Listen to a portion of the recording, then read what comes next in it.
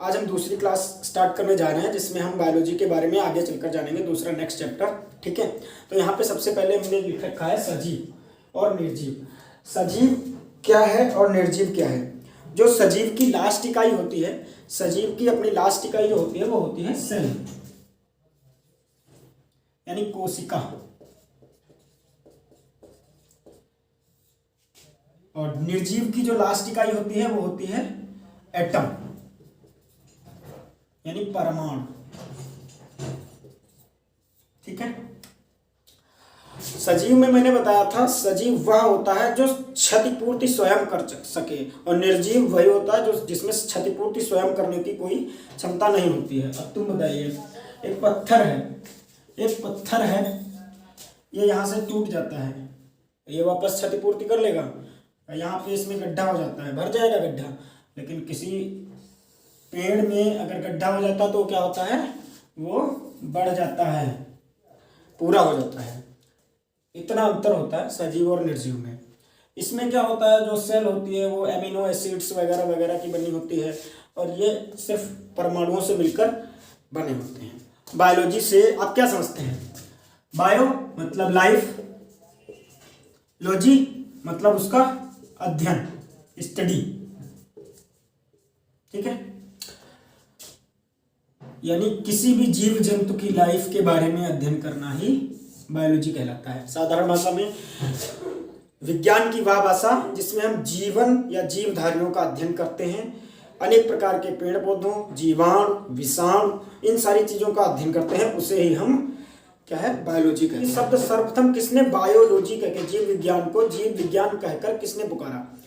ये बहुत ही important question है। लैमार्क एवं ट्रेविरेनस।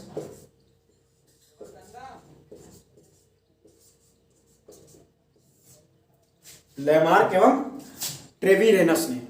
ठीक है, हालांकि इसकी खोज पहले हो चुकी थी, इसके बारे में अध्ययन अरस्तु जी ने काफी पहले कर दिया था, 384 बीसी पूर्व। लेकिन लैमार्क एवं ट्रेविरेनस ने 1802 ईस्वी में इसका नाम बायोलॉजी यानी जीव विज्ञान कहकर इसे पुकारा।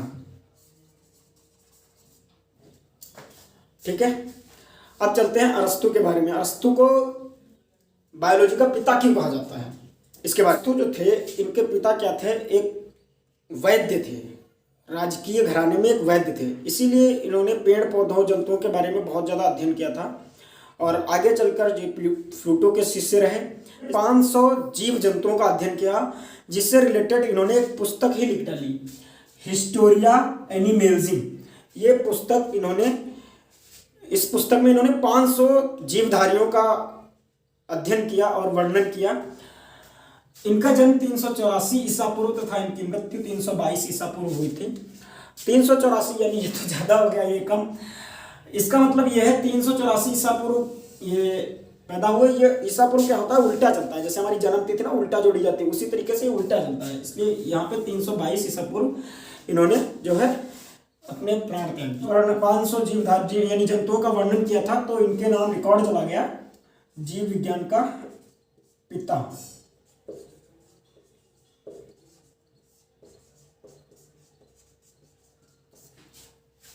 उसके बाद में वनस्पति विज्ञान की तरफ चलते हैं, तो ये वहां से थियोफ्रस्टस, इन्होंने भी 500 वनस्पतियों का अध्ययन किया। इन्होंने भी अपनी एक पुस्तक में 500 वनस्पतियों का अध्ययन करके वर्णन किया। इनको वनस्पति विज्ञान यानी बॉटनी का पिता कहा जाता है। इनका जन्म 370 ईसा पूर्व तथा इनकी मृत्यु 287 ईसा पूर्व हुई थी। अब ये तो बहुत पुराने मैटर हो गया, लेकिन ट्रेविरेनस तथा लैमार्क ने 1802 में ही नाम दिया था किसका, बायोलॉजी का। इन्होंने अपनी पुस्तक का नाम हिस्टोरिया एनिमल्जिया का, यानी मिलता जुलता तो है, एनिमल से मिलता जुलता है, ठीक है, लेकिन इन्होंने ये बायोलॉजी शब्द का प्रयोग नहीं किया। जिनको जो ट्रेड था वो चला गया लैमार्क था ट्रेविरेनस को। ठीक है, अब हम आपको ले चलते हैं वर्तमान जीव विज्ञान, यानी मॉडर्न जो जीव विज्ञान है उसमें नए नए वैज्ञानिकों ने रिसर्च करना शुरू किया, उसके बाद में अपने अपने मतों का निर्धारण किया, अगर ऐसा हो तो हम ऐसा कर सकते हैं, ऐसा हो सके तो हम ऐसा कर सकते हैं।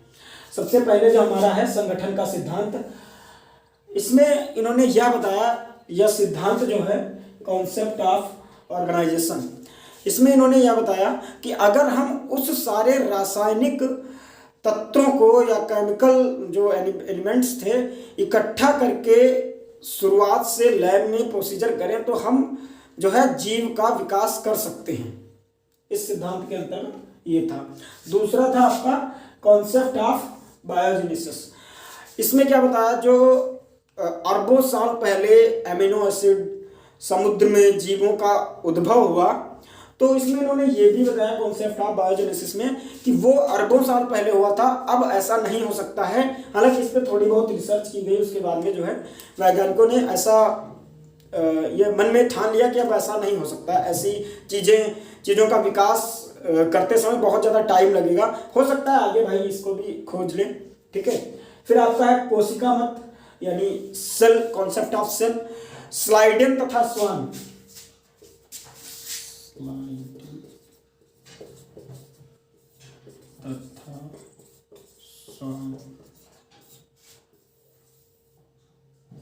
इन वैज्ञानिकों ने कोशिका मत दिया, कोशिका के अंदर क्या होता है, यानी कोशिका के बारे में बहुत ज़्यादा रिसर्च इन वैज्ञानिकों ने की, कोशिका का बहुत ही विस्तृत रूप इन्होंने दिया।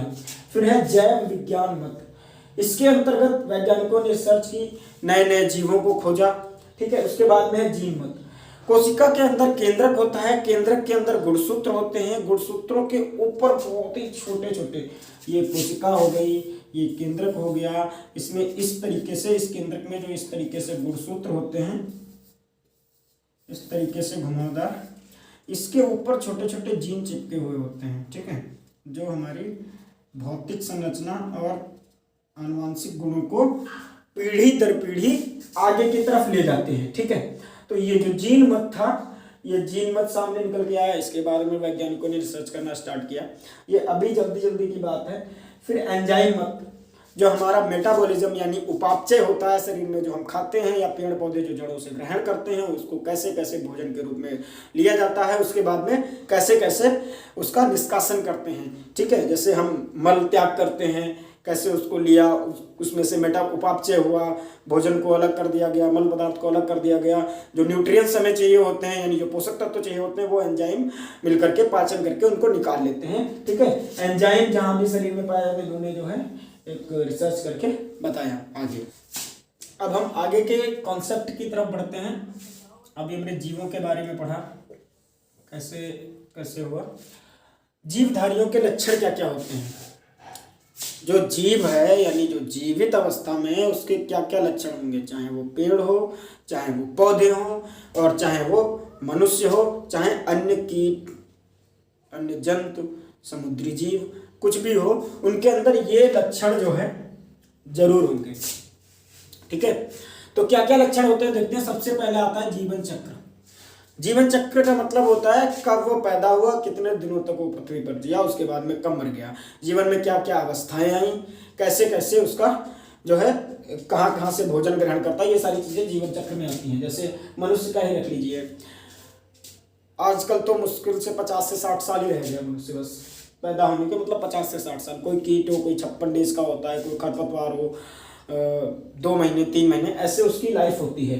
क्या होता है, जैसे पेड़ है तो बीज से अंकुर निकलता है, उसके बाद में उसकी वृद्धि होती है, धीरे धीरे बढ़ता है, वो पृथ्वी से भोजन ग्रहण करता है। ठीक है, मिट्टी से भोजन ग्रहण करता है, उसके बाद में बढ़ता है, फलता है, फूलता है, उसके बाद में एक अवस्था आने पर सूख कर मर जाता है।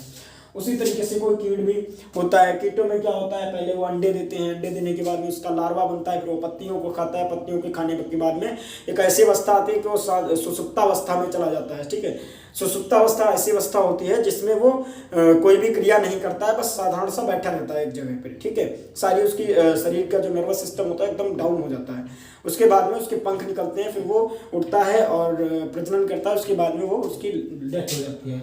इसको हम कहते हैं जीवन चक्र यानी लाइफ साइकिल। ठीक है, उसके बाद में जीव द्रव्य, किसी भी जीव में जीव द्रव्य जरूर होगा। प्रोटोप्लाज्म यह एक भौतिक रासायनिक संरचना है। ठीक है, यह जरूर होगी जो कोशिका के अंदर होती है।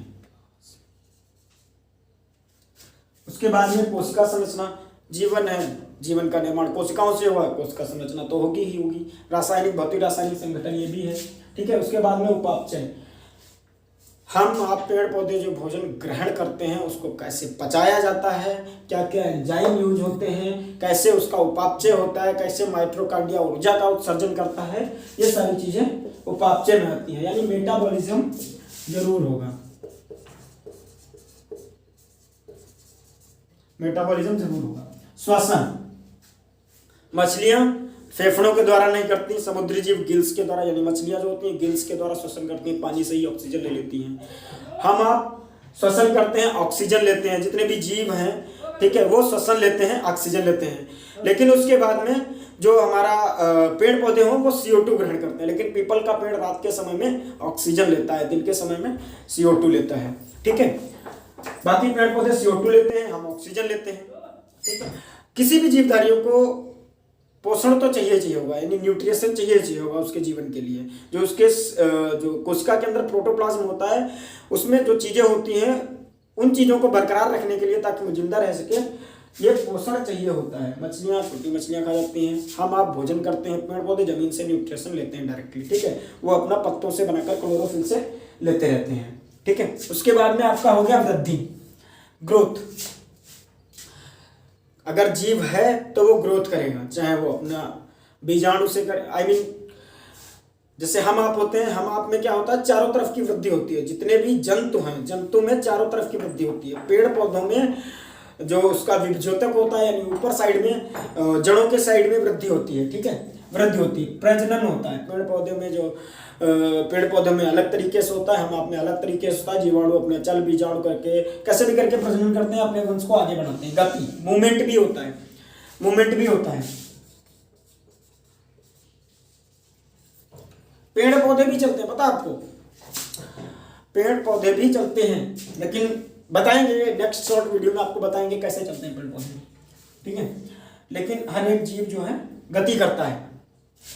संवेदनशीलता, सेंसिटिविटी, सेंसिटिविटी यानी मतलब जैसे हमारी आपकी जो खाल होती है, इसको टच करो तो पता चल जाएगा कि हाँ यहाँ पे किसी ने टच किया, कीड़ा बैठ जाए तो पता चलता है। ऐसे पौधों में भी होता है, अन्य जंतुओं में भी होता है, ठीक है। उत्सर्जन, जो खाता है वो मल त्याग करेगा ही। पेड़ पौधे अपनी छाल का त्याग करते हैं, जो पेड़ पौधों के ऊपर की खाल होती है उसको त्याग देते हैं, पत्ते भी त्याग देते हैं, हम आप मल त्याग करते हैं, ठीक है। तो ये कुछ ऐसी चीजें थी, ये चीजें जरूर होंगी, अगर कोई जीव है तो जरूर होंगी। पेड़ पौधों में कैसी गति होती है, पेड़ पौधों में कैसी गति होती है, हम आपको नेक्स्ट वीडियो में बता देंगे।